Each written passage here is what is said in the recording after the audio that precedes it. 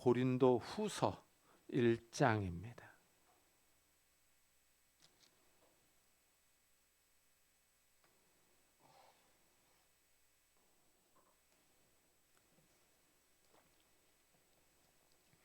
고린도후서 1장 23절부터 2장 11절까지 한 절씩 교도하겠습니다.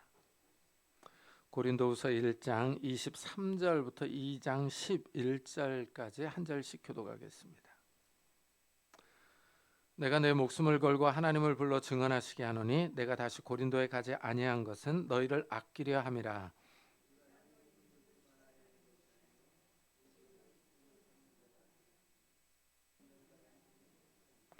내가 다시는 너희에게 근심 중에 나아가지 아니하기로 스스로 결심하였노니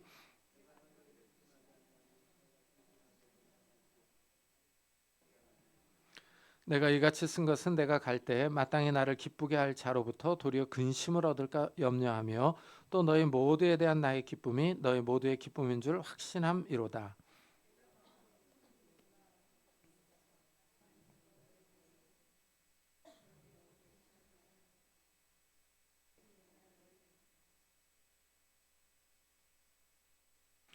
근심하게 한 자가 있었을지라도 나를 근심하게 한 것이 아니요 어느 정도 너희 모두를 근심하게 한 것이니 어느 정도라 함은 내가 너무 지나치게 말하지 아니하려 함이라. 그런즉 너희는 차라리 그를 용서하고 위로할 것이니 그가 너무 많은 근심에 잠길까 두려워하노라. 너희가 범사에 순종하는지 그 증거를 알고자 하여 내가 이것을 너희에게 썼노라.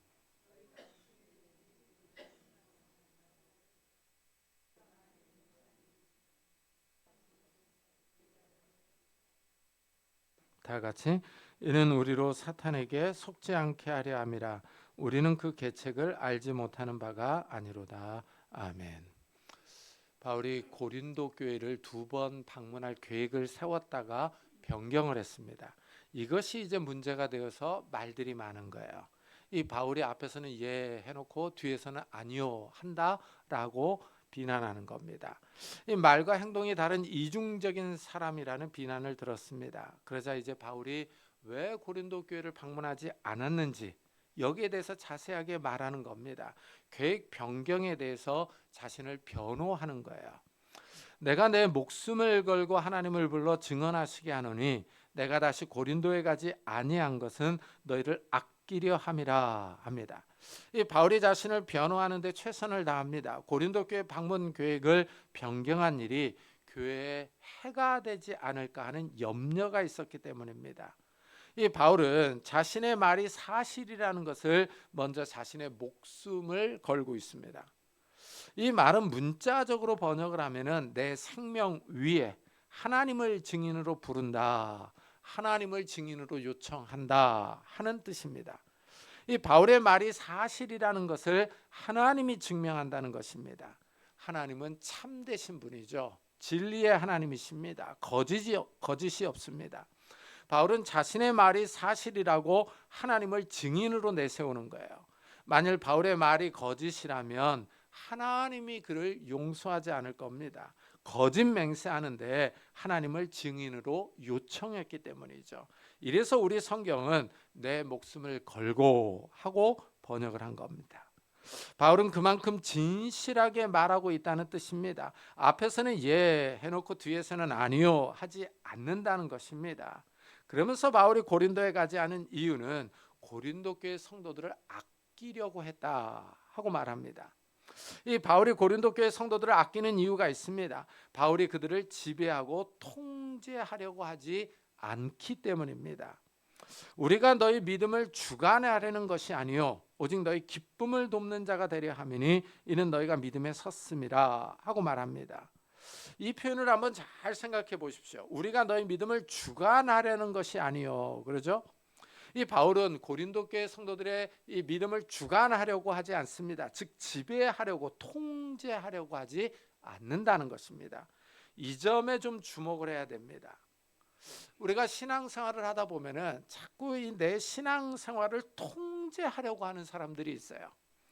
어떤 목사님은 신앙의 아버지라는 이유로 이 참 성도들의 삶을 간섭합니다. 이렇게 해야 된다, 저렇게 해야 된다.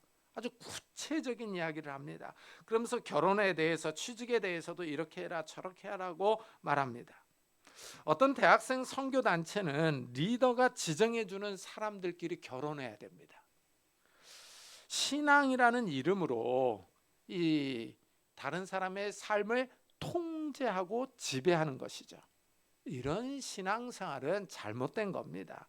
신앙의 자유가 없기 때문이죠. 우리는 예수 그리스도를 믿음으로 죄와 사망에서 자유를 얻었어요. 무엇보다도 율법에서 해방되었습니다. 그런데 믿음 생활이라는 이유로 영적 아버지의 지도라는, 영적 지도라는 말로 새로운 율법적인 삶을 강요하는 사람들이 있어요. 그래서 이 영적 아버지다, 이런 이유를 대면서 모든 삶을 통제하고 강요하려고 합니다. 예수님은 우리에게 자유를 주셨습니다. 너희가 내 말에 거하면 참으로 내 제자가 되고 진리를 알지니 진리가 너희를 자유롭게 하리라 하십니다. 우리가 예수님의 말씀을 잘 따를 때 자유가 있습니다. 이 자유에는 생활의 자유도 있는 거예요. 하나님의 말씀을 읽고 기도하면서 삶에서, 자기 삶에서 일어난 어떤 문제를 선택하고 결정할 자유가 본인에게 있는 겁니다. 우리가 신앙생활을 하다 보면 주위에 이 기도를 많이 하는 신령한 분들이 계세요. 특히 이제 기도를 많이 하는 신령한 권사님들이 계시기도 하죠. 기도하면 하나님이 막 말씀해 주신다고 얘기를 합니다. 그래서 이제 사람들이 막 이분을 많이 찾아가요. 자기 아이가 어느 대학을 갈 것인지, 어떤 직장에 취업을 할 것인지, 누구와 결혼할 것인지에 대해서 물어봅니다. 어떤 분은 이 기도 많이 하는 권사님이 시키는 대로 합니다. 그런데 문제는 잘 안 되는 경우입니다. 모든 일이 잘 되면 좋은데 인생이 그렇게 쉽지 않습니다. 하나님이 너는 이 대학으로 가고 어느 직장에 취업하고 누가 결혼해라 하고 기계적으로 지시하지 않습니다. 그런데 신령하다는 이유로 용감하게 다른 사람의 삶을 막 이렇게 해야 한다, 저렇게 해야 한다 하고 막 지시하고 간섭하고 밀어붙이는 사람들이 있어요. 이거는 아무리 기도를 많이 해도 하나님이 그렇게 가르쳐 주지 않습니다. 하나님이 사람을 만드실 때 기본적으로 건전한 이성과 지성을 주셨어요. 그렇기 때문에 하나님께서 주신 이 건전한 지성과 이성을 가지고 이 합리적으로 생각을 해봐야 합니다. 대학을 들어갈 때는 내 성적이 어느 정도인지, 내 적성에 맞는 과가 무엇인지 이런 거를 보고 선택을 해야죠. 그 다음에 하나님께 인도를 구해야죠. 혹시 내가 잘못 결정하지는 않는지, 잘못 선택하고 있다면 교정할 수 있도록, 그리고 또 내가 이런 일을 선택하는데 이 선택을 통해서 하나님의 기쁨이 되도록 이렇게 기도를 해야죠. 근데 이 신령하다고 하는 분을 찾아가서 이렇게 해야 된다, 저렇게 해야 된다, 이런 거를 듣고 와서 그대로 한다. 이거는 하나님이 우리에게 주신 이 이성과 지성, 하나님의 형상하고 맞지 않는 이야기입니다. 이거는요. 성경을 읽어보면요, 하나님이 단순하지가 않아요. 믿음의 조상 아브라함은 이제 하나님의 지시를 따라 가나안 땅에 도착했어요. 하나님이 내가 너에게 보여줄 땅으로 가라 그랬어요. 그래서 아브라함은 순종을 했습니다. 이 가족을 다 이끌고 가나안 땅에 도착을 했어요. 가나안 땅에 도착하면 좀 복을 받아야 될 거 아니겠습니까? 근데 가나안 땅에 도착했는데 기근이 납니다. 이거 좀 아이러니한 것 같지 않습니까? 우리가 생각할 때는 하나님의 말씀을 따라 왔는데 그 땅에 기근이 들어요. 참, 그죠? 그래서 이 기근을 피해서 이제 또 이집트로 갑니다. 이집트로 갔는데 문제가 또 뭐냐면 이 아브라함의 아내 사라가 너무 아름답습니다. 참이 너무 아름다워요. 그러니까 모든 사람이 보기에 객관적인 미인이 있는 거예요. 주관적인 미인이 있고요. 근데 이 사라는 아주 객관적인 미인입니다. 그러니까 이 이집트의 바로 왕이 사라를 데려갔어요. 물론 나중에 하나님이 사라를 구해 주셨습니다. 그런데 여기서 우리가 생각해 봐야 할 사항이 있습니다. 아브라함은 하나님의 뜻을 따라 가나안 땅에 갔어요. 그런데 기근을 만났어요. 인생이 단순하지 않고 기계적이지 않습니다. 인생이 1 플러스 1은 2다. 이렇게 수학 공식처럼 단순하지 않다는 거예요. 하나님의 말씀을 따라 순종했는데도 어려움을 만나기도 합니다.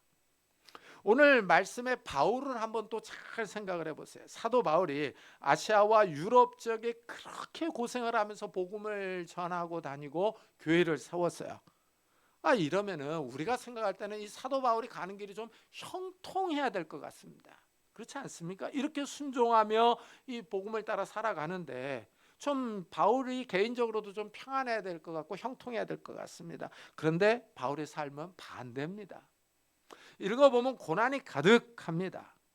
고린도 교회 성도들 가운데 일부는 사도 바울을 심하게 반대합니다. 그래서 이런 편지를 쓰고 있는 거예요.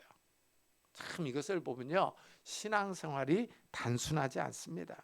기도 많이 하는 신령한 권사님이라고 해도, 기도를 많이 해서 주님께서 직접 말씀하신다고 하는, 음성을 직접 듣는다고 하는 목사님이라고 해도 다른 사람의 인생길을 다 알지 못합니다. 그거는 한마디로 얘기하면 오버하는 거죠. 오버하는 겁니다. 사도 바울은 고린도 교회 성도들의 신앙을 통제하고 다스리려고 하지 않습니다. 오히려 신앙에 바로 서도록 그들을 도우려고 합니다. 고린도 교회 성도들의 신앙생활에 기쁨이 넘치도록 도와줍니다. 이래서 고린도 교회에 가지 않는 겁니다. 바울은 고린도 교회가 믿음에 섰다고 말합니다. 하나님의 말씀에 따라 스스로 생각하고 판단하고 기도할 수 있다는 겁니다. 바울은 영적인 권위를 내세워서 고린도 교회 성도들의 신앙생활을 간섭하려고 하지 않습니다. 과도하게 성도들의 삶을 통제하려고 하지 않습니다. 바울이 사실 지금 고린도 교회를 방문하면은 이제 불편한 만남이 될 수가 있어요. 민망하고 어려운 만남이 될 것 같아서 가지 않는 이유도 있습니다. 고린도 교회 성도들을 생각한 결정이죠. 사도 바울이 고린도 교회를 방문하면은 이제 불편한 거죠. 마음에 근심이 있습니다. 사도 바울을 반대한 사람들이 있지 않습니까? 어떤 사람들은 바울의 사도 직분까지 의심하며 비난하는 사람들도 있었어요. 바울이 고린도에 가면 이 사람들과 얼굴을 맞대야 됩니다. 바울뿐 아니라 고린도 교회에도, 이 교회 가운데도 이제 반대했던 사람들은 좀 만나기가 부담스러운 거죠.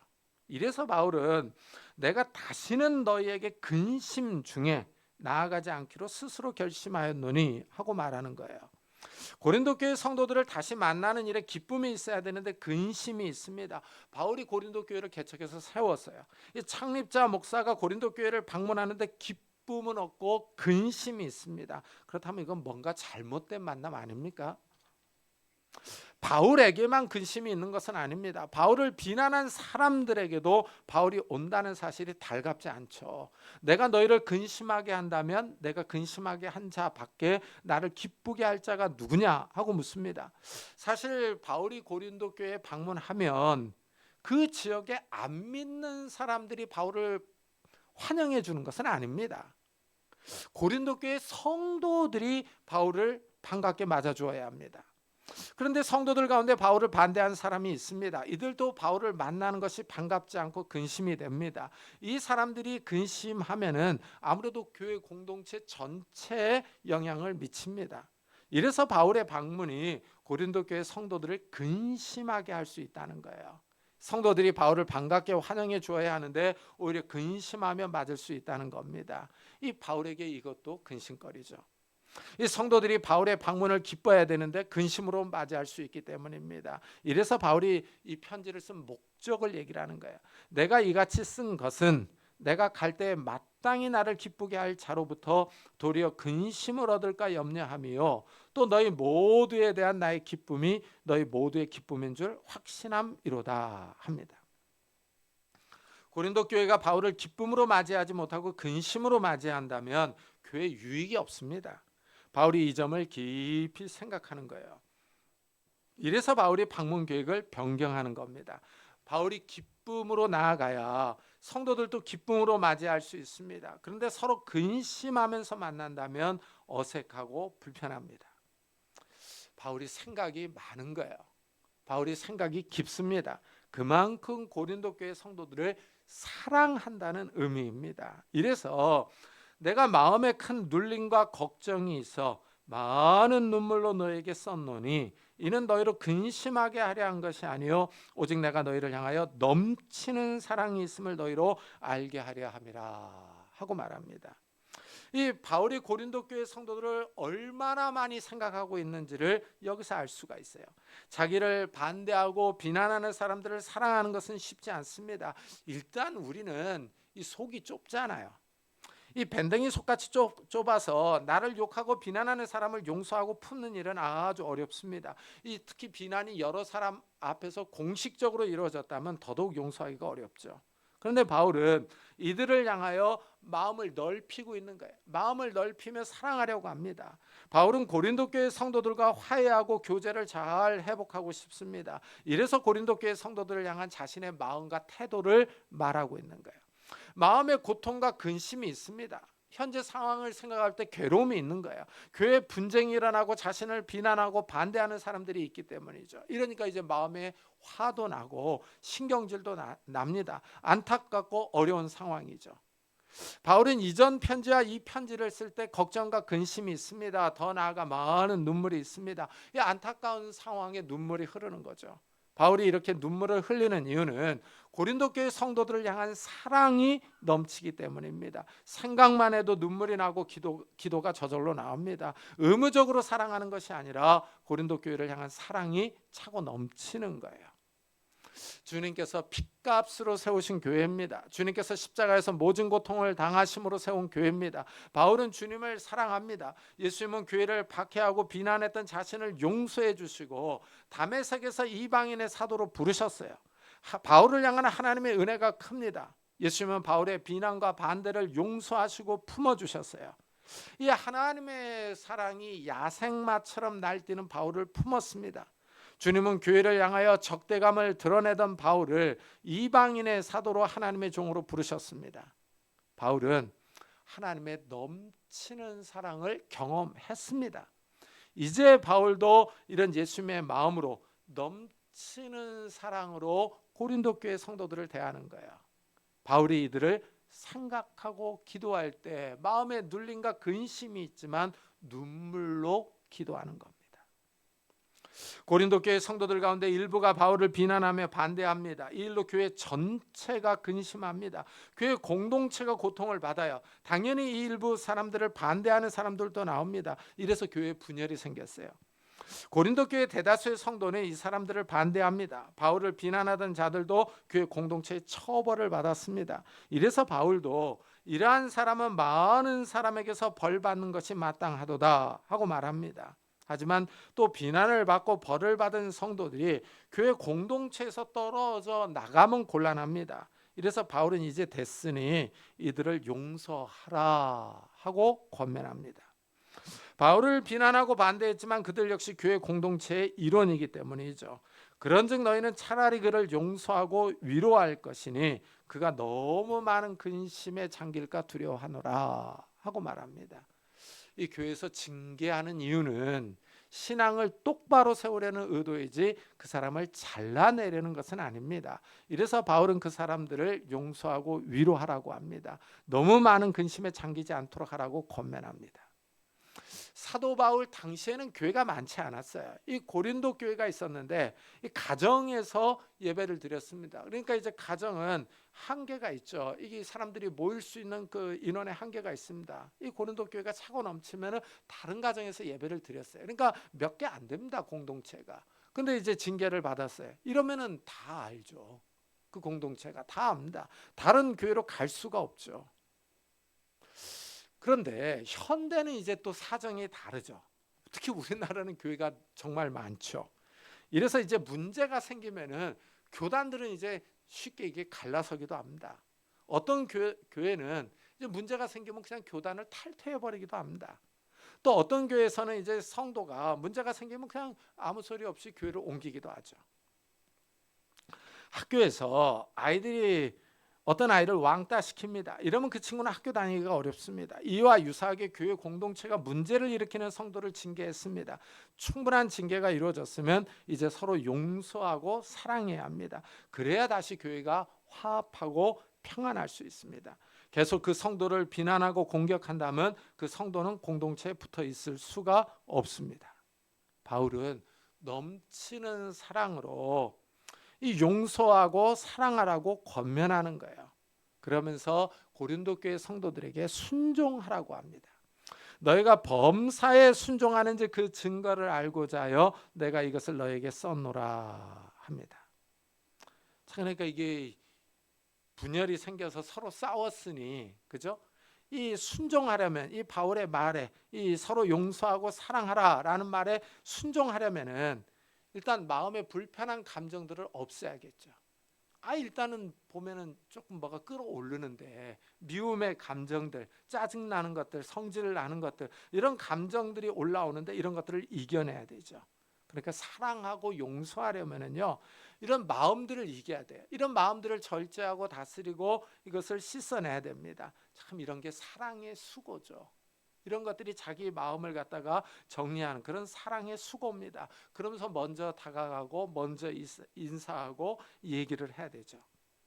이 성도들이 서로 용서하지 않고 사랑하지 않으면 악한 마귀에게 틈을 보이는 겁니다. 악한 마귀는 이 틈을 비집고 들어와 문제를 더 크게 만들어요. 이래서 바울은 이는 우리로 사탄에게 속지 않게 하려 함이라 우리는 그 계책을 알지 못하는 바가 아니로라 하고 말합니다. 교회의 적은 내부에 있는 것이 아니라 외부에 있습니다. 악한 마귀가 호시탐탐 교회를 노리고 있습니다. 그래서 작은 분열이 생기면은 거기를 파고 들어와서 더 분열하게 만들고 더 싸우게 만듭니다. 바울이 서로 사랑하라는 이유는 마귀에게 속지 말라는 것이죠. 악한 마귀의 계책을 이기는 방법은 용서하고 사랑하는 겁니다. 이런 사랑이 교회 공동체를 든든하게 세우는 거죠. 참 오늘 말씀에서 이 바울은 넘치는 사랑으로 성도들을 대합니다. 우리도 이런 모습을 좀 본받아서 우리에게도 넘치는 사랑이 충만하기를 예수 그리스도의 이름으로 축복합니다. 기도하겠습니다. 우리 한번 들은 말씀을 생각하면서 우리 안에 좀 사랑이 넘쳐나기를, 우리의 마음이 좀 넓어지기를, 모든 사람들에 대해서 좀 용서하고 사랑으로 대하는 자들이 되게 해달라고 우리 한번 자기 자신을 위해서 기도하고 예배 마치도록 하겠습니다. 하나님 아버지 감사를 드립니다.